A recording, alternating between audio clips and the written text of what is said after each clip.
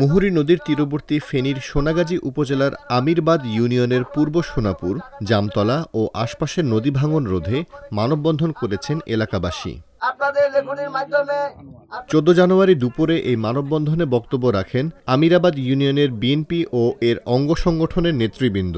তাঁদের অভিযোগ, বিগত সময়ে ফাজিলপুরের ইউপি চেয়ারম্যান মজিবুল হক রিপনের নেতৃত্বে স্থানীয় আওয়ামী লীগের প্রভাবশালীরা মুহুরী নদী থেকে অনবরত অবৈধ বালু উত্তোলন করেছে। এ কারণেই এই এলাকার হাজার হাজার একর ফসলি জমি, ঘরবাড়ি ও খামার নদীগর্ভে বিলীন হয়েছে। আমাদের এই নদীটা সোজা করতে পারে নাই। ওই সেই দিকে আরেক মন্ত্রী ছিল মোশাররফ, তার চিটাগাঙের মিরসরাই এই চেয়ারম্যান সহ যোগসূত্র করে, এদিকে রিফর্ম চেয়ারম্যান সহ যোগসূত্র করে এখানে কিছু সন্ত্রাসী, তাদের সন্ত্রাসী বাহিনী দিয়া মাছের খেলা করছে, মাছের শ্বাস করতেছে।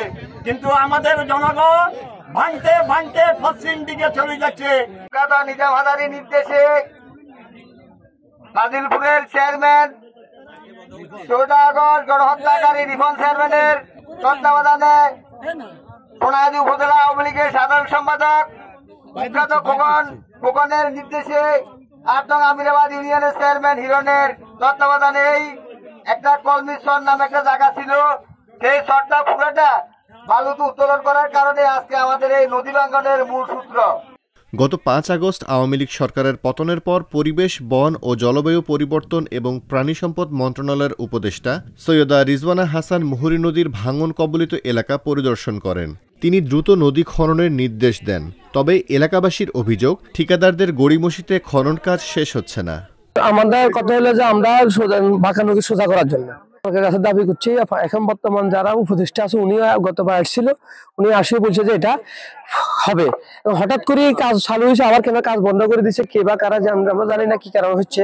এটা আমরা আবার পুনরায় চাচ্ছি যে আমাদের কাজটা চালু হোক, নিয়মটা পানির থেকে আমরা রক্ষা পাই। বালু তুলি তারা প্রকল্প করি, অনেক জায়গা জমিন আমাদের নোয়াখালীর নিয়ে গেছে।